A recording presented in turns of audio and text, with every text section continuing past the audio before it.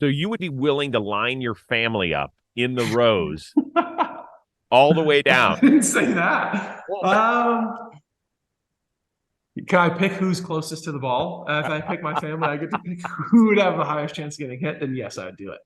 Hey, everybody, and welcome to episode number 184 of the Chris Rose Rotation, a production of John Boy Media. It's been a while since we circled around with this guy. Hello, Tyler Glasnow of the Tampa Bay Rays. How are you? What's up? I'm good. How are you? It's been a while. It has been. You're like officially a grown-up now. Do you know why? Why? Don't you have a house? Oh, yeah, I guess that counts. I'll be a grown-up if I have a house. Yeah, I just moved in like a month and a half ago or something like that. It's been cool. It's still pretty empty. I'm waiting to do like some renovation stuff, but it's been nice to have like my own space. I can keep my stuff. Excuse me. And not have to like. All right. So how this is your first house, isn't it? I had like a condo in Sarasota, but I don't know if that counts because I like rent now. It's first house. Yep. Yeah. This is grown up shit we're talking about now. Yeah. I mean, you're right. Yeah. This is home ownership. Yes, I've already noticed all the problems that come with the home ownership and all the changing of things and all that. But you know what? It's good. I'm glad to be here, and it's nice to not throw money away on rent. Yes. Okay. So the season is right around the corner. You better fill that place up soon, because if not, then it's still going to be like July, and you're going to have like one couch and a lamp on the floor, and that's it. I know. I'm doing like renovations and stuff though, so I don't really want to buy furniture until that's over. So there's like a wall they're blowing down and they're doing stuff, putting new flooring in, and then after that, then I'll do it. And so hopefully it'll be done by like the end of this season. But that's the thing, it's like I'm not really living here. Like I'll probably go live somewhere else until it's done, and then I'll come back. Wait a second. And then I'll be here. So you're living there now, but you're going to move out when they renovate it. Yeah. Okay. Where are we moving? What are we doing? Airbnb? No, it's not like a rental, something. Stay with a friend, or I'll definitely do like a rental. Probably me and Megan will go and like just do like a month to month or something, or like depending on how long it takes. So we're gonna get everything here and then plan out like when they're gonna do everything. So I don't think it'll take super long, but I'm assuming it'll take longer than they say it'll take. So I'll do like a decent amount of like a lease somewhere. So what is it that drew you to the house? I got a good deal on it. It's in a really good location on the water. It's just good, like future investment type. And I just liked it. I walked into it and was like, oh, okay, cool. I can fix a couple things and like really, really like where I'm at. So it's in like a nice place in Tampa as well. So it had like all the boxes, and I checked them.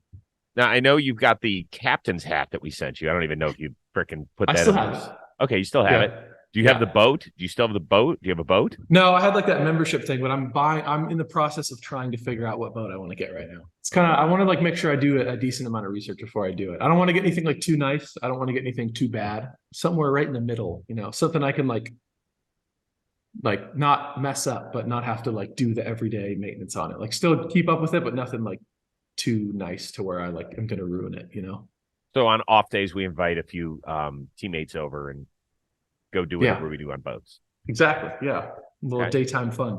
This is a pretty big commitment though, purchasing a house when you only have a contract that runs through the next 2 years, is it not? Yeah. I mean, I guess it wasn't really like for that reason. Like regardless of if I'm like here or not, I think it's still something like I want to keep. It's just I like the area a lot. It's a good like investment if you look at it that way as well. So it's like it's fine. And I think I'd live here in the off season anyway. So it's like it's good to have somewhere to leave my stuff, You're so grown up.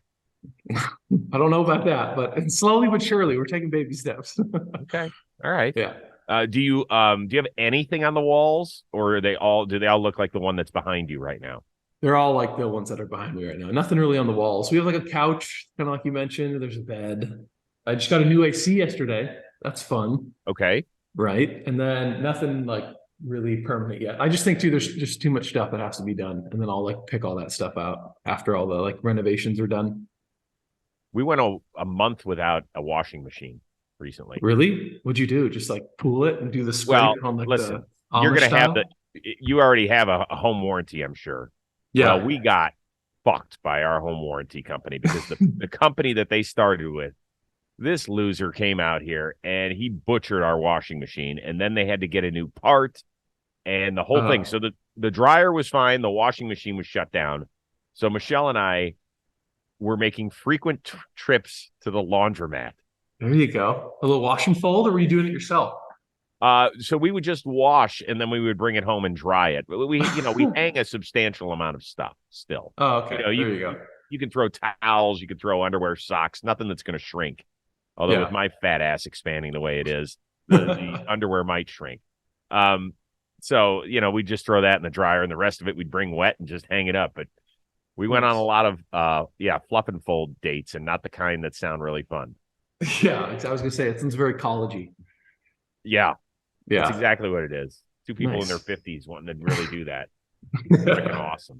Yeah, you're going to find that there's so much little shit.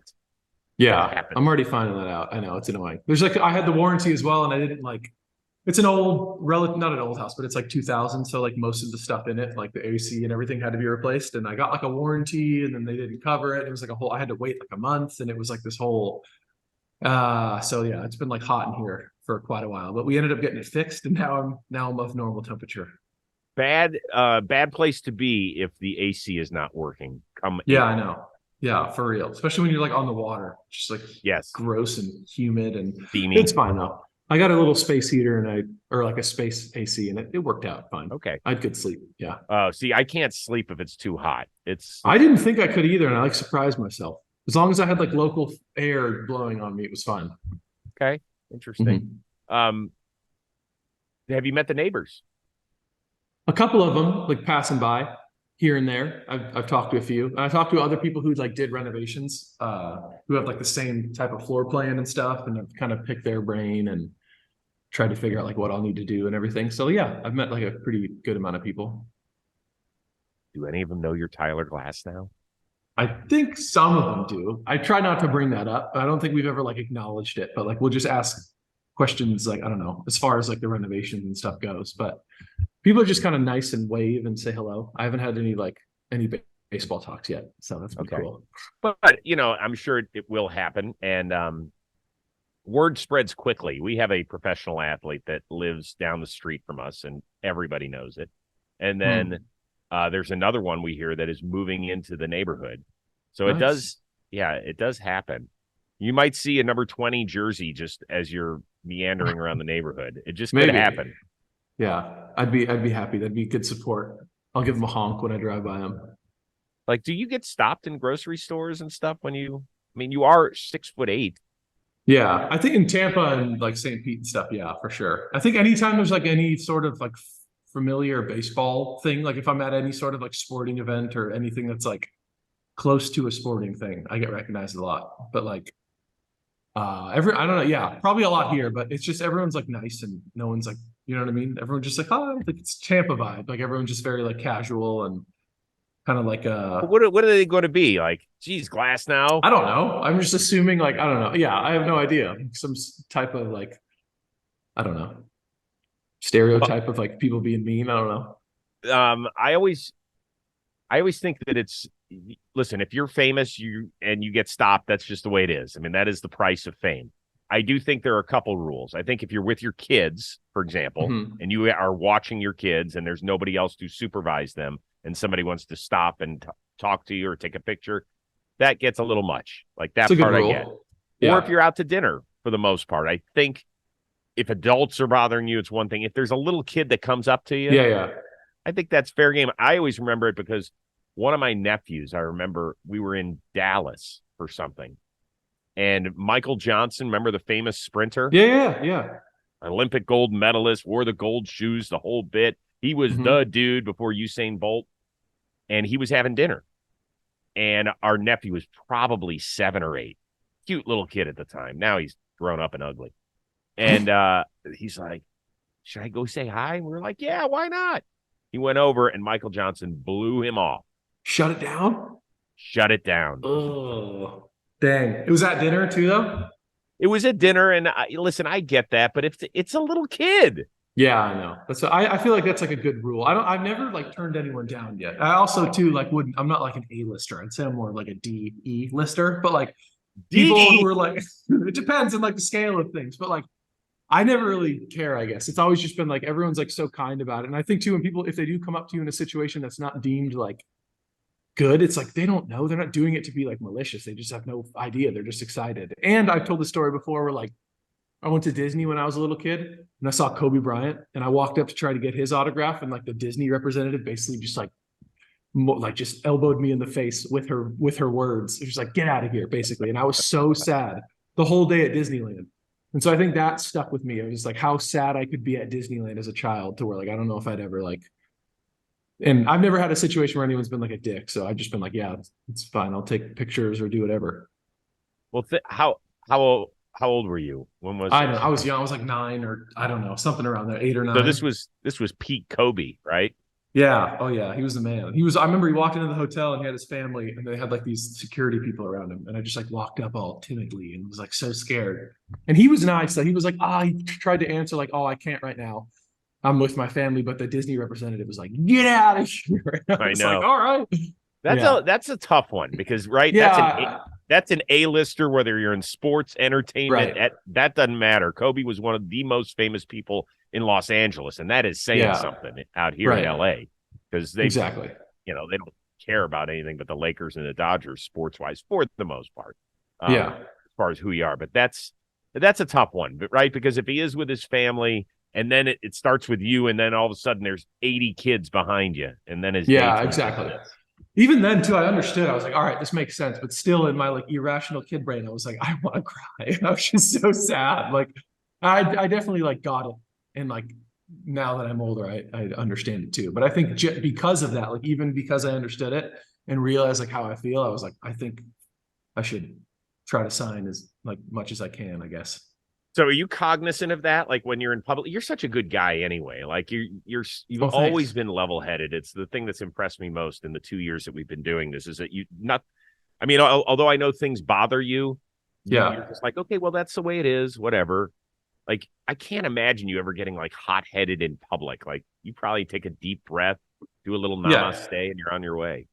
Yeah, I mean, I'm sure like I have like tantrums like everyone else. I'm sure I've been like terrible bad days, but I don't think like that type of stuff really does it. It's more like baseball-y or like something that I can control or something that like didn't go well. But it's not really like if people come up and like that type of stuff, it's like whatever. Because I don't know.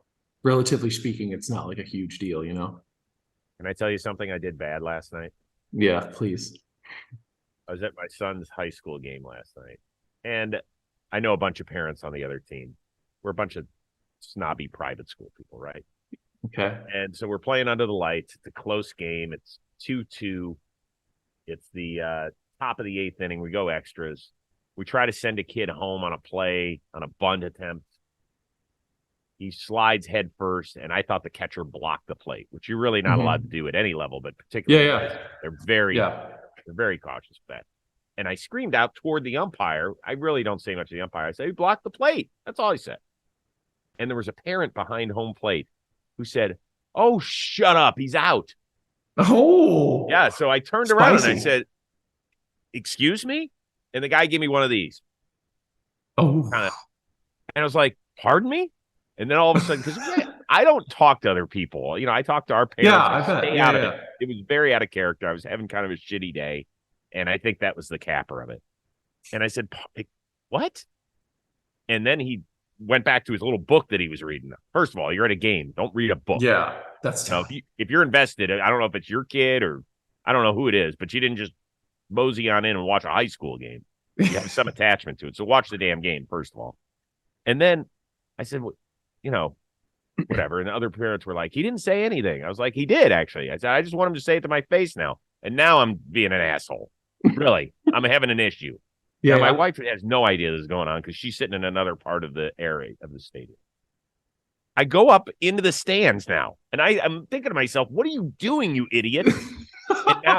and this other group of parents are like, just let it be. And I sat down, I took a couple breaths, and I'm thinking to myself, they're right. Like, why should I even care? And I didn't say anything about it until we got home. And I told Michelle when Brady went upstairs because I did not want him to hear it. Yeah. I said, I got to tell you something. I acted like an asshole at the game today. And I told her the whole story. And she's like, "What are you doing, you moron?"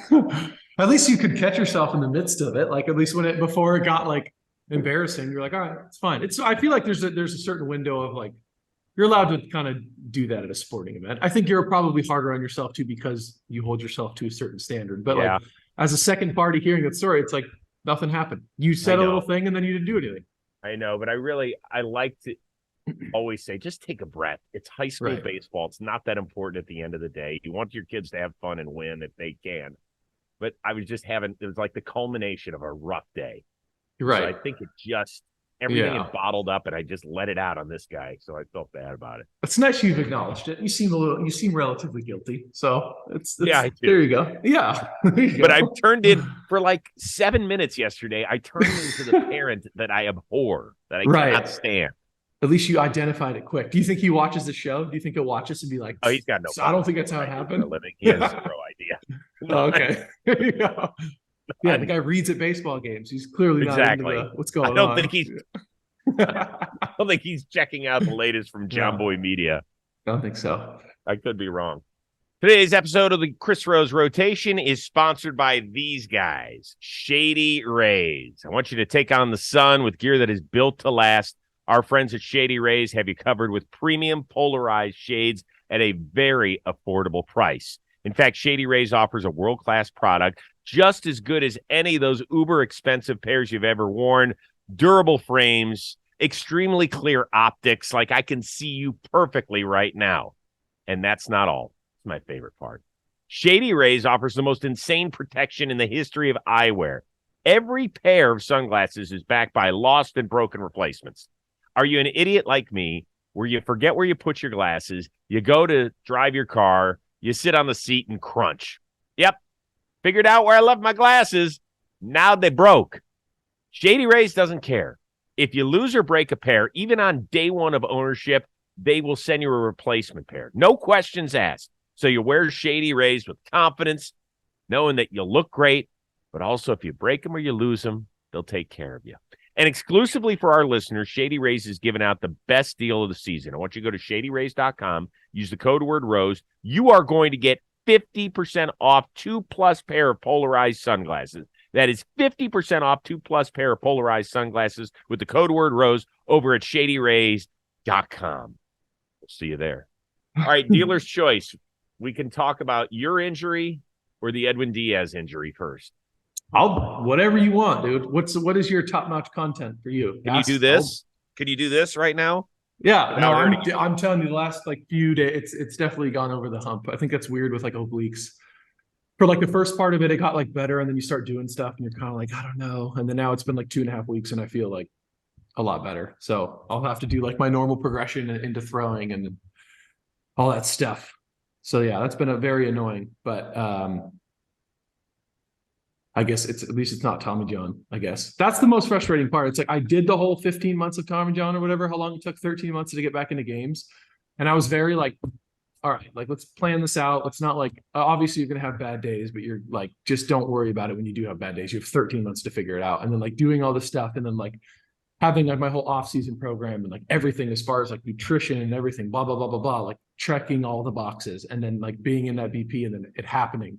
I remember just the overwhelming frustration in the moment of what the fuck? It's the only way I can describe it. Of just there was no reason behind it. It just seemed I've done what I could do. I got back with TJ. I've done so much PT and extra strength stuff. And then that happened. And I was it was a weird couple days for sure. But I think after a while, you kind of sit back and go all right, I think from the majority of people I've talked to and other PTs and our training staff, and it seems to be that obliques kind of just is one of those things that happens to pitchers. And I think I've been trying to figure out movement wise and patterning wise, if this was something I could have not done or if this is something I can eliminate in the future. And it just seems it could be one of those one-off things. And I'm glad it's not one of those injuries that's going to take an insane amount of time to get back. The fact that I already feel better is definitely keeping me sane, but it's super frustrating. Just having to miss all that time last year and then come back and not being able to start on time. And the only silver lining that keeps me sane is the fact that I am on an inning limit. So that really helped me in the moment of I'm not going to be able to throw 200 innings this year anyway.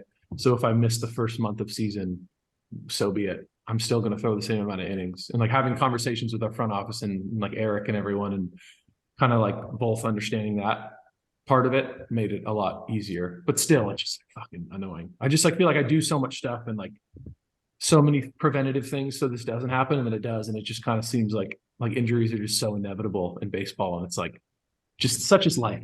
Shit happens, and like there's not really anything you can do about it. And like I got to find ways to like continue to eliminate injuries and everything like that. And I have like a really good team of people behind me, so that I'm just gonna keep on keeping on, I suppose.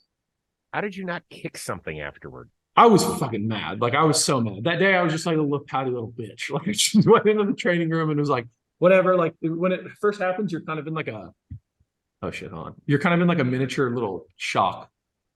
Like you just kind of, you don't really like process things properly. You can kind of just sit there and like, fuck, like I just feel kind of angry, whatever. And I think the next few days, it was definitely like a little bit of frustration. And then like as the weeks go on and like as I'm healing, you can kind of like reassess each day. But I think when I was stagnant and healing and like wasn't necessarily getting like better quickly, I'd get mad. But I think the last few days it's like really turned a corner, and like I feel so much different to where it's like, all right, I know I'll get back and I know I'll be healthy, and everything else feels good. So let's just fix this and then let's fucking pitch a season and not get hurt. So those first few days where you were extremely frustrated, where did you go? Did you call your parents? Did you call your brother Ted? Did you talk to your girl? Who was it that you confided in? Because we all need to talk shit through when it's not going right. And for you, it feels like the last few years it has been health issue on top of health issue. And at some point, you run out of runway here. Like you wear thin.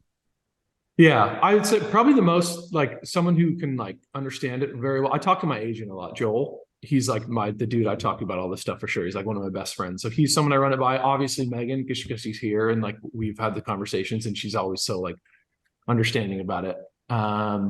Mostly that though. Like I think within baseball and like Joel and like probably Kyle Crick, who's on our team now, who's like one of my best friends in baseball.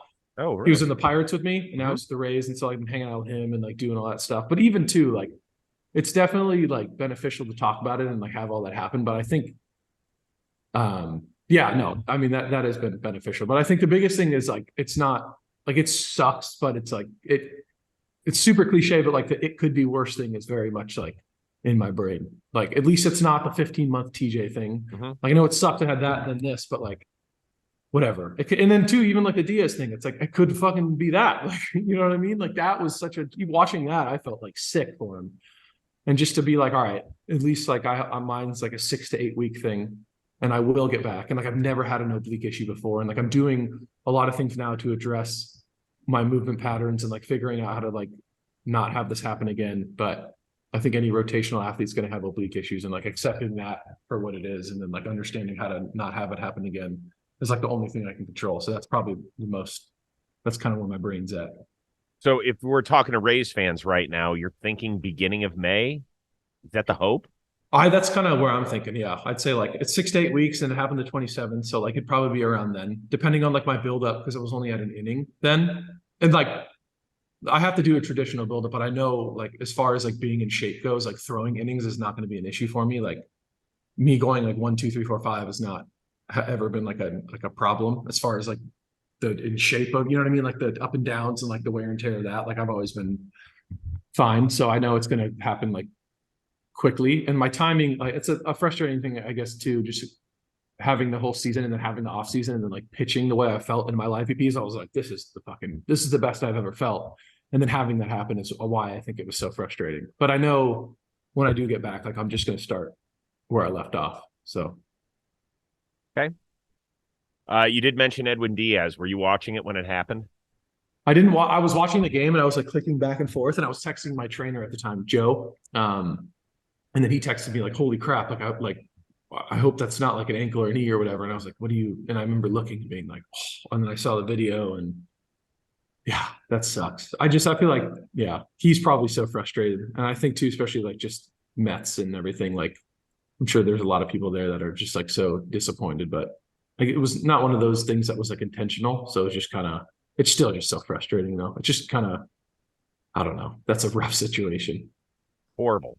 It's horrible. I feel for him first and foremost. Do you know him at all?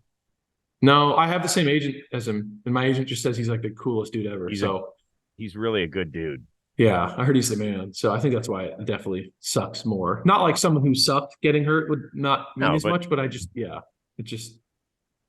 have his trumpet bobblehead that plays the music and everything. So you were fucking distraught, probably. You were probably like, no. Well, so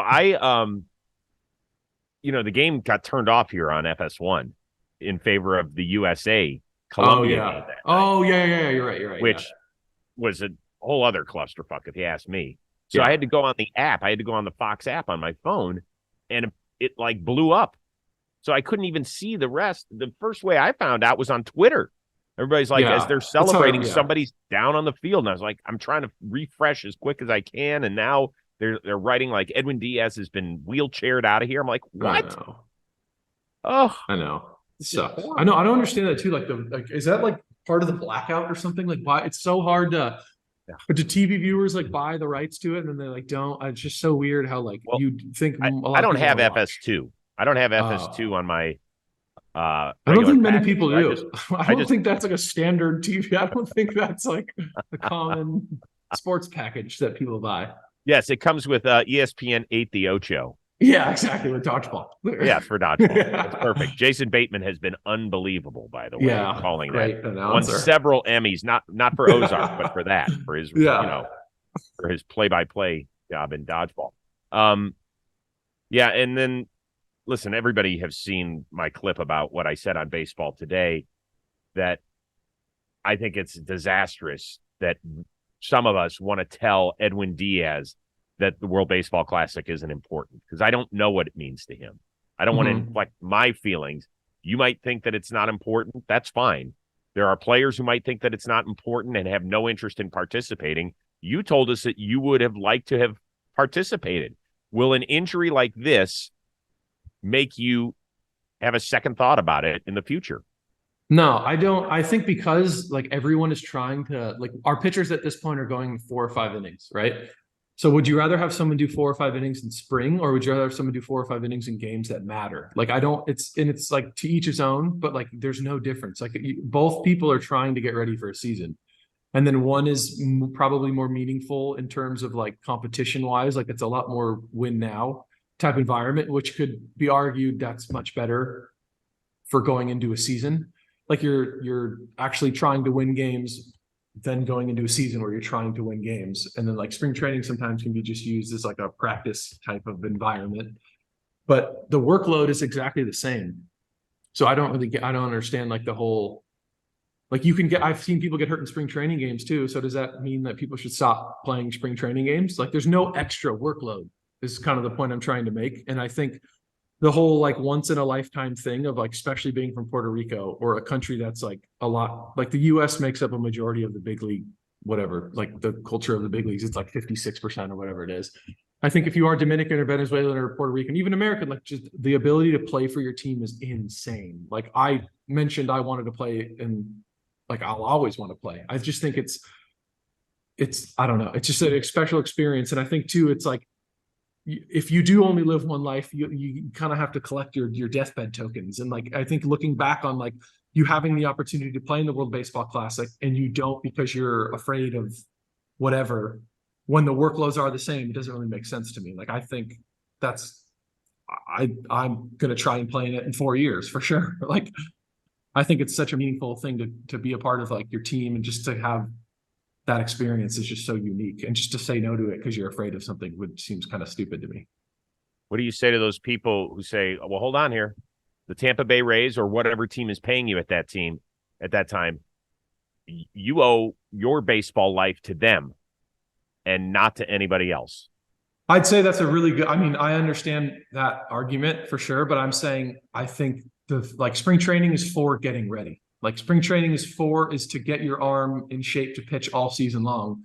And if there's no trade-off between, if you're pitching for team Puerto Rico or you're pitching for the Rays, what's the difference? If you're throwing 4 innings for them or 4 innings for us, the probability of you getting hurt is exactly the same. Maybe there's like some other data I'm missing, but like he could have celebrated or done whatever at the end of the game and jumped up and hurt his knee the same way. Like I get it was during a celebration, and you're generally not celebrating during the spring training, but like the point I'm trying to make is like the actual chances of being injured happens within your workload. It'll happen amongst the 5 innings you're going to throw. So like, why would it matter if it was there or here? He would throw the exact like that. He threw an inning, and then he would do that here or there. Like I don't really get like it's the same amount of innings. I know. It's the freakiness of the injury that happened during the celebration where people I think are stuck. And I understand it because I can't debate it. Like my point was that if the Mets play Houston on March 15th and Edwin Diaz gets the save, he's not jumping up and down. But because Puerto Rico just beat the Dominican in a do or die situation in the World Baseball Classic, I actually thought that, it was somewhat tempered, the celebration. I've seen dog piles. Yeah, right. I know. I saw the video of them all going up and doing it, and like it was just still like a local jumping circle, and then everyone was like, "What the fuck?" Just like it was a freak accident. And I guess too, if you're going to use previous things as an example, like what other World Baseball Classics have people gone and like gotten hurt that way? Like this is like one of the history of World Baseball Classic to where like, of course, there's going to be mad fans who like irrationally get angry at things, but like it just doesn't really make sense logically to me to get angry about that as opposed to getting angry if he was, like you said, to be facing like the Astros or something. And I love the World Baseball Classic. The environment in Miami looks freaking unbelievable. I know. The stadium, it's amazing. Japan. Did you see almost 50% of the televisions in Japan were tuned into one of their games? 50%. Yeah, it's like 48. Yeah. And it was 61 in Puerto Rico, right? It was like 61% or something. Yeah. And we've seen the video from Puerto Rico of them celebrating in the streets. You could hear the screams after they beat the Dominican. So I know, even if it's not as big in our country, and we just had 1 million people attend all these games in pool play, which set a record, almost doubled the previous record. Yeah. We still have to understand that it's called the World Baseball Classic. It's not called the American Baseball Classic. Right. And if we're trying to grow the game, I mean, who knows what this is going to do for Great Britain? Yeah. They Seriously. have no baseball history, but this might open up another avenue. Yeah, I think both. I mean, MLB and the players have to be like kind of on the same side as well. Like doing those, like who was it? Boston and the Yankees last year or 2 years ago did the game in London. Like this is like the incentive is similar for both people. Like we're both all trying to grow the game. I just think too, and especially too, if you are someone from Puerto Rico or Dominican, like I think just because it's like a smaller place and it's not the U.S., like to represent your team means much more. And I think to say like, no, I'm not going to represent my team because I'm afraid to get hurt is, you know what I mean? Like that doesn't seem like everyone played this year. Like think about like Dominican, Puerto Rico, like if you got asked to be on that team, I don't think a single person said, no, I don't want to. You know, it's just more of like everyone wanted to play on that team. And talking to some like Dominican teams who didn't get invited, they were like, wow, like upset. And it's just like anyone would have said yes to it. So I get people being upset, but I think fans just like to be upset sometimes. And like, that's the right they have as fans. So have you talked to Wander since he got back? No, I haven't seen him. I didn't see him today. Have you texted with Jason Adam? No, I haven't seen him either. I'm going to see him in the field. I didn't want to like text him after. I don't know how like much his phone is being blown up. Well, I mean, he's participating right now. Right. I think maybe for me, like, it's just like, I know what it's like to be like, I don't know. The only example I have is like playoff wise. And not like I don't love when everyone texts me. I really do. But it's like there's so many people probably blowing him up. And like, I know that I'm going to see him and have time with him. It's like, got it. I'm just going to wait till he gets back and then have the conversation. And I'm excited to talk to him too. Cause he's like good storyteller, funny guy. It'll be awesome. Well, we should have him on one time. There you go. I love his story. He was actually my pick. Plouffe and I on Baseball Today picked the guy from Team USA who was kind of flying under the radar, who we thought could light it up. And he was my pick in part because of his journey. I mean, he got booted around. He got non-tendered by the Cubs. And here he was in his early 30s, probably wondering, Jesus, am I ever going to get another shot at it? And he's found a tremendous role with you guys. Now for him to get picked on Team USA, if you had told him that 18 months ago, he would have laughed at you. I know, for real. Which is insane too, because I remember watching him this year as well and just looking at his metrics and like how good of a pitcher is. And our whole bullpen just like, what is going on? Like how did this person get like DFA'd? I think it was by like I know he's with the Cubs and then like they just let him go. And we were like, what? It's like has some of the nastiest metrics I've ever seen. Like he's one of the best relief arms in my career that I played with by far. Well, today's episode of the Rose Rotation brought to you by the Tropical Hockey League. The Tropical Hockey League, it's a professional roller hockey league where all the teams are owned by, get this, the fans. It's the first of its kind where it's entirely fan-owned. Seeking to make the game of inline hockey faster, more free-flowing, and exciting, the THL will provide affordable access, fun for people of all ages. And guess what? When you said there's no way I can live out my dream and be the owner of a professional franchise, that is not true, because you can become an owner today by investing. That's right. By investing in a team, you become the owner. You have a vote in the way that the team is run. So check out the We Funder page today and become a part of sports history. It is that simple. The We Funder page, all you have to do, sign up. You can end up being an owner, an investor, and you figure out how to run a franchise on top of that. There's just one little thing. Please invite me to a game sometime in the near future. I'll see you there. Kind of gets me to an interesting thought here. One other thing we did, Ian Anderson, I don't know if you saw this, of the Braves, who was a postseason hero a couple of years ago during their run in 21, just got sent down to the minors recently. Now, there's still a chance he's going to break camp with the team because of some injuries and some other stuff. But he's a guy that has not been able to rediscover what he had a little bit. And we asked the question, do we think it'd be better for him to move on? And I used you as an example. Do you think that your career would have become what it is now if you had stayed in Pittsburgh? I'd like to think at some point I would have figured out what was like messing with me in Pitt. Like at some point I would have gotten to the point where, like, because I think so much of mine was mental. And I think being in a familiar situation, it was hard for me to get out of that like mental headspace, because it was just like so routine oriented in that mental headspace. Like I almost feel like everyone identified me a certain way in the organization, and it was hard for me to like be anyone else, because everyone was like, oh, that's Tyler with and then, you know, he's supposed to be good, but he's struggling. And what really shot me out of it was being traded and was having like a different, like just a change in scenery. But I do think at some point I would have, like, because I think at the end of 18, when I got traded, I was starting to kind of figure it out and like understanding the zone and how I should pitch to it. And then I went to Tampa, and then they just like reemphasized kind of the stuff I was talking about and like helped me out and just like had that just crazy analytical like development type program. But I think it definitely like sped up the process for sure. I do think at some point I would have like figured it out and I would have started pitching well, but I think I wouldn't have happened as quickly as it did. I do think sometimes like a change of scenery is the best possible thing. And I think a lot of players would agree as well. Even when I got traded, talking to like older dudes or like some veteran dudes in camp, they're just like, yeah, like everyone has a story of like it's a change of scenery can be the best thing for you. Yeah, I can see that. Definitely. Yeah. Speaking of change of scenery, your buddy Kiermaier is now north of the border, but he did get a taste of coming back to the Trop in a spring training game. Actually stole a hit from Manny Margot and then gave him the old Dikembe Mutombo finger waggle. I thought was kind of cool. Were you there that day? I was inside doing training room stuff. I saw KK went into the clubhouse and was hanging out. There it is.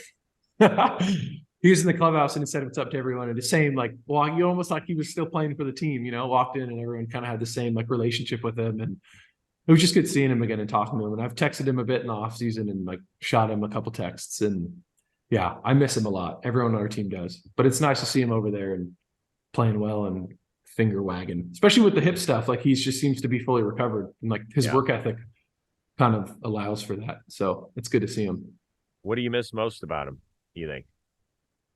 I think he was just very much like a leader, and he was like always the guy on the mic, and like how he's like, I think he was like, the team was always at the front of his mind. I think he was always just very much like being brought up the way he did and like seeing the way that the culture was in 2014 or whatever, the year he got brought up in. Like, I think he really tried to carry that in, like carry every single year, like bring that over and like do all the little stuff and like be the guy on the mic and all the team leadership stuff.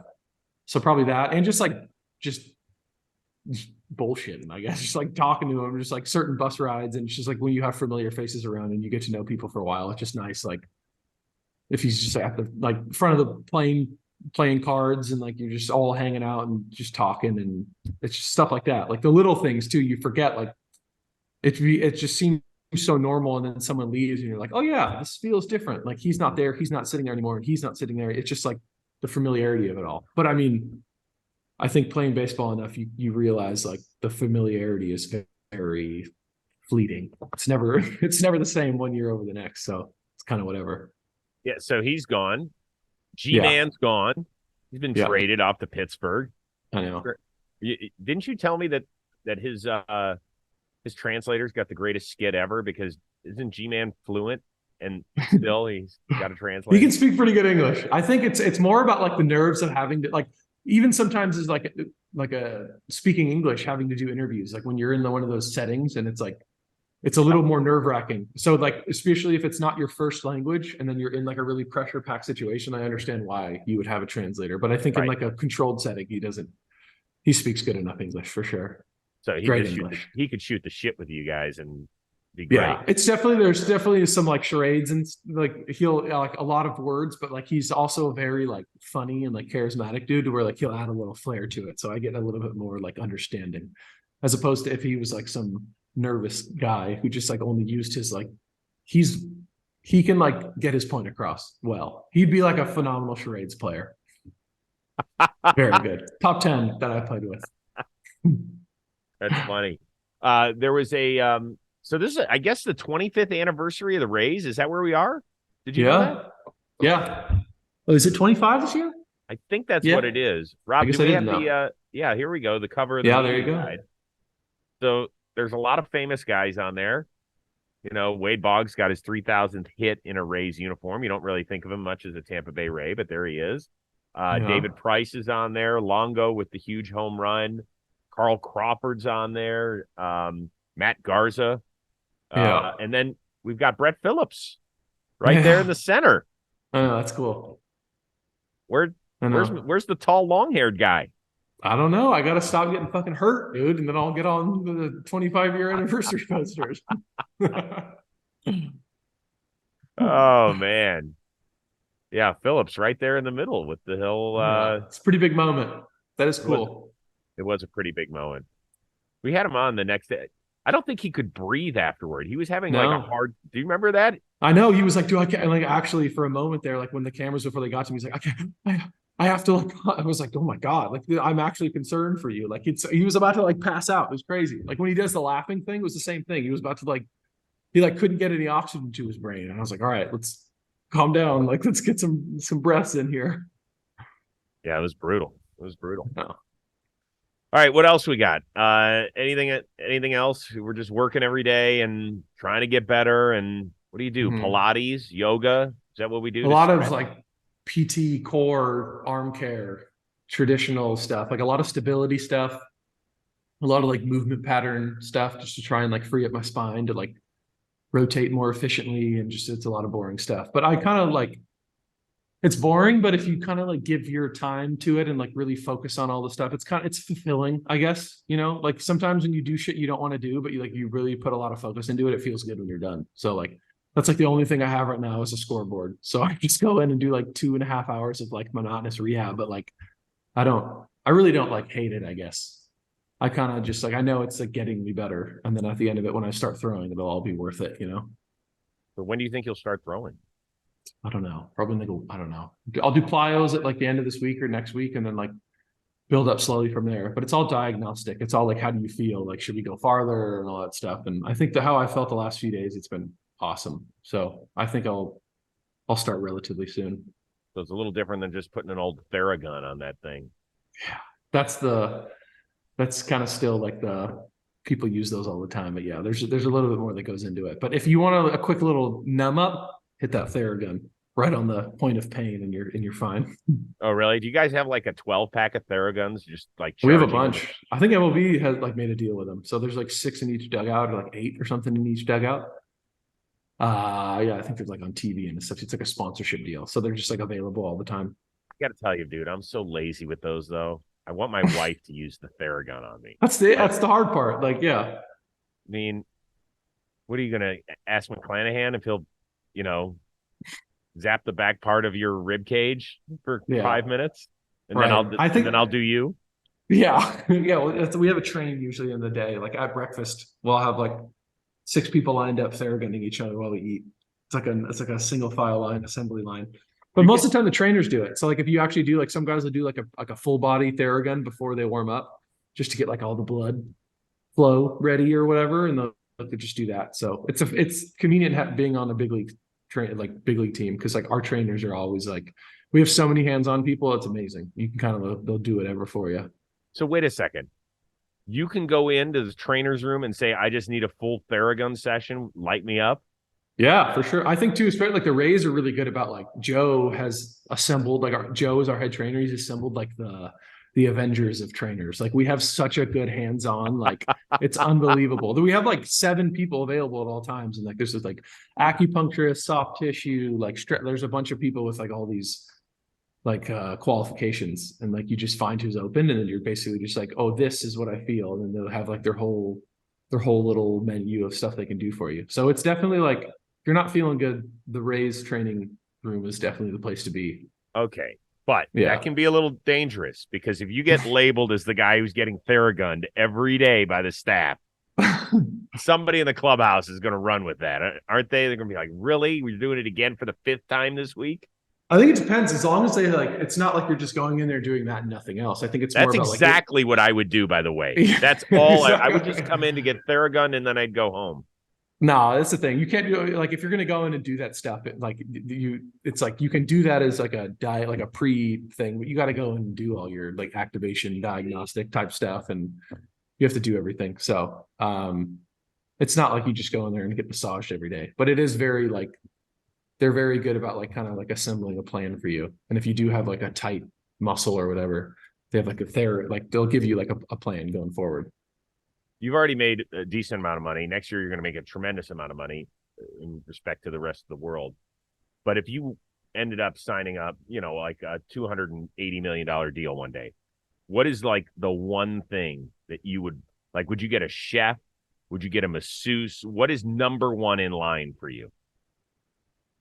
I think the only thing I can think of that I would spend a lot of money would be like a dumb vacation, like a private jet, and like bring my whole family and like just spend it like a really awesome, do like something like insanely fun for like a couple of weeks with my family, but nothing else like lifestyle wise. I don't know if I would change anything. I don't know if I would. I really like cooking, so I don't know about the private chef, but I do think as far as like in the off season, if like calorie intake or something, if I was really trying to like, probably like a really, really, really good chef and just have dinners every night. But I think I would say for the most part, probably just like an awesome type of vacation. Just do that, like make those cooler every year. Where would you go? Like right now, if I had to like plan right now, I talked to Ted and Carly about, we want to go to Peru really bad. So, oh my God. And like Megan and a bunch of people want to go. So I think that would be sick. I would do Peru, get like a really cool house, and there's like really good restaurants, and do that and fly over with a bunch of people. And then after that, I would do Japan, because I haven't gone. I think that would be pretty sweet. And then probably those two. And then you in Japan, by the way? Yeah, it'd be a little weird looking for sure. God. No. Right. My agent's big in Japan, and like he spent a lot of time there, so I'm always like, come on, take me, I want to go. And like he just always sends me photos and stuff when he goes, and it just looks so cool. I just like their culture and like the food and like the omakase type stuff, like the small restaurants with like 6 tables, and they just like, that's like my favorite thing in the world. So yeah, I don't think you'll be throwing against the wall of a hotel. Maybe. What do you mean? I could do that in Japan. Maybe not Peru. Maybe I'd find a wall. I'd find like a dirt mound somewhere, something to throw against. I asked Plouffe. He and I flew back from New York recently because we just shot Blitzball Battle 3 for John Boy Media, which is nice. Awesome. It's going to be so good. It's Those coming out in May. Amazing. Oh, nice. I cannot believe how good it's gotten. Just the tournament itself was unbelievable, but the way it's going to piece together is going to be great. So we were flying back, and we're sitting next to each other, and I looked, he's like always moving his arm, and he wants to play catch. I'm like, we're on the plane. What are you talking about? I said, could you throw all the way down the plane without hitting anybody? He's like, not all the way. He's like, I turn around, we're sitting in row 2 or whatever. I said, could you make it to like row 20 without hitting anybody? He's like, absolutely, I could. Oh, yeah. Really? Yeah, for sure. Absolutely. As long as I had like a lane, easy. That'd be super easy. As long as I'm spinning the ball efficiently behind, like for sure. Like if I just get the middle row and the people are sitting, yeah, absolutely 100% ball. So people wouldn't have to be afraid if you're going to be throwing from row 2 to row 20. I think I could do it. Could I do it consistently? I don't know, but I could do it.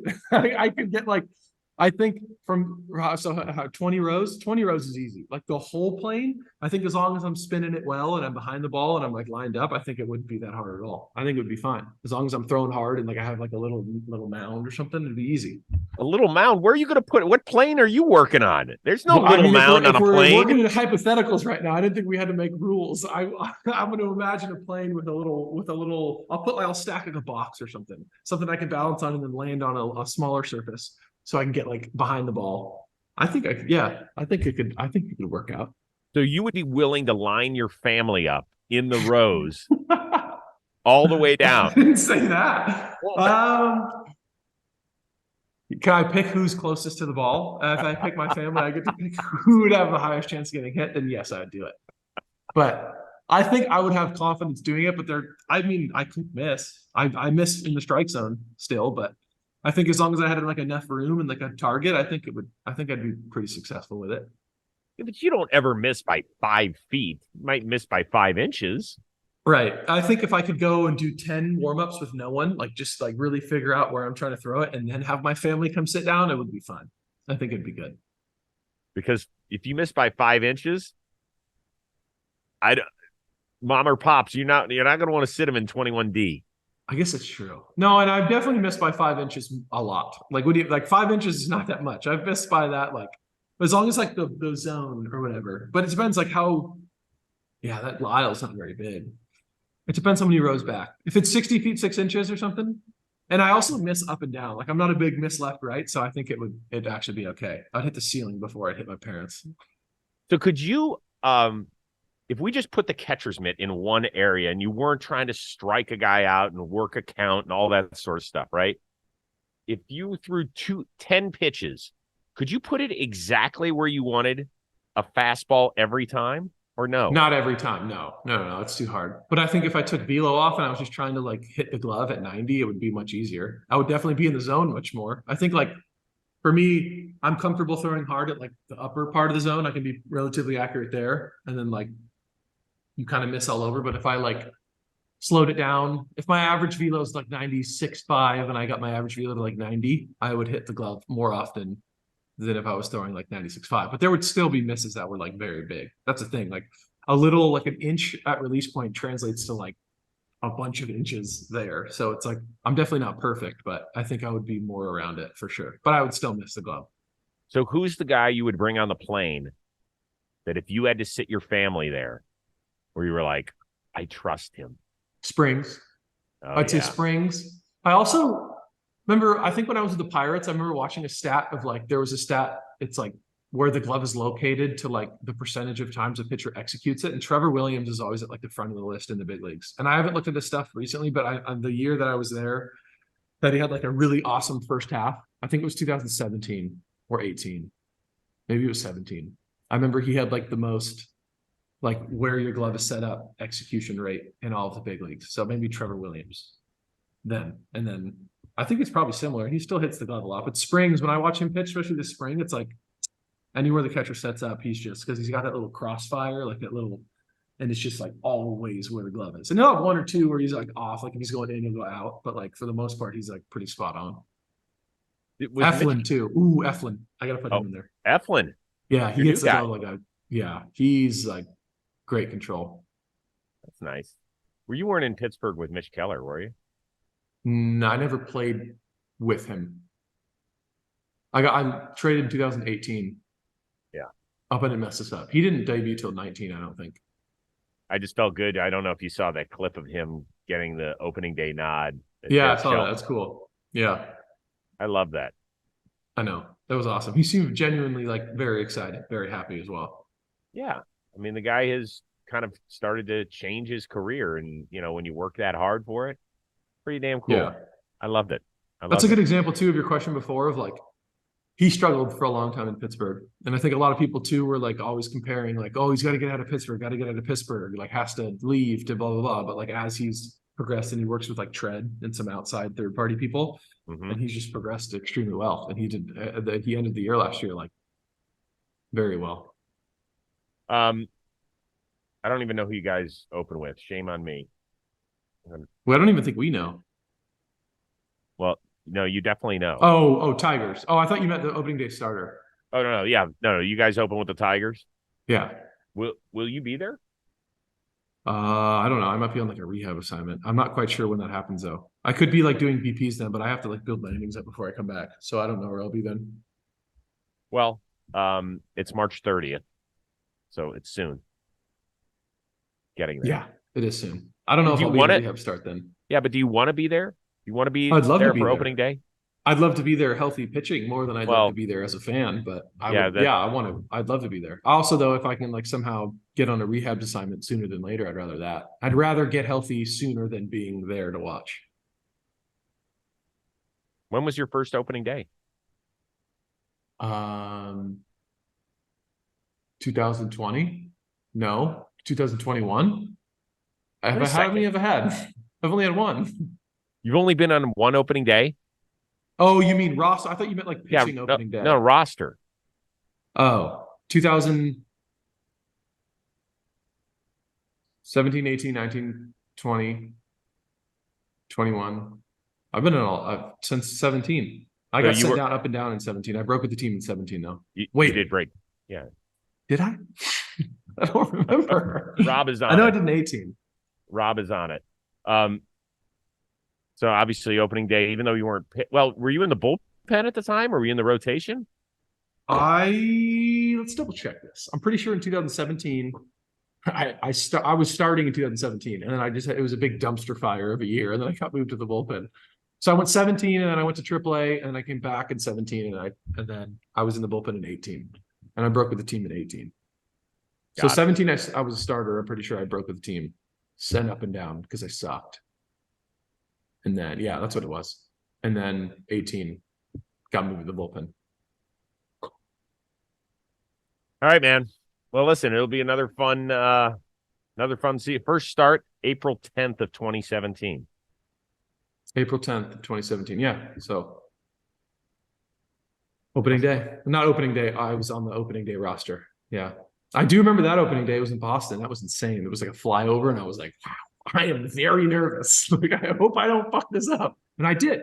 So there you go. What do you mean you fucked it up? How'd that happen? I just didn't pitch well in 17. I like fuck it up, but it was just like a rough, like I didn't pitch very well. I had like a 7 ERA, but then now everything's been good since then. So it was a good learning experience. Listen, if you need any interior decorating ideas, my wife, Michelle, is a gem when it comes to that stuff. There you go. And more importantly, if she shops for you, she will not be shopping for us. Oh, nice. That's a good plan. You got a long-term plan. I'm actually using too. I have a family friend named Lori Souza. Shout out Lori Souza. She's doing my design stuff for me. And I just had my final meeting with her yesterday. Very exciting stuff. But I need to shoot some text around. Maybe I'll ask your wife about some ideas. Please. She is more than happy to help. She loves that sort of stuff. And like I said, nice. If she's spending your money, means she's not spending ours. There you go. I like it. Good thinking. Sweet. All right. Well, I'm happy you're in your new home. Let's get you back on the field soon. We'll check in with you. I don't know. It'll probably be mid-rehab is my guess. You'll probably be in some funky town somewhere. Probably. Don't forget to bring your computer, please. Yeah, I won't. I'll bring my mic too. I'll put it in the bag. You can bring your mic. That'd be awesome. There you go. Too. Nice. All right. Special shout out to our producer extraordinaire, the one and only Robbie Scirocco. Tyler Glasnow, it is great seeing you, and have a good start to your season as well. All right? Thanks, dude. See you guys. You got it. We will see everybody next time here on the Chris Rose Rotation, a production of John Boy Media.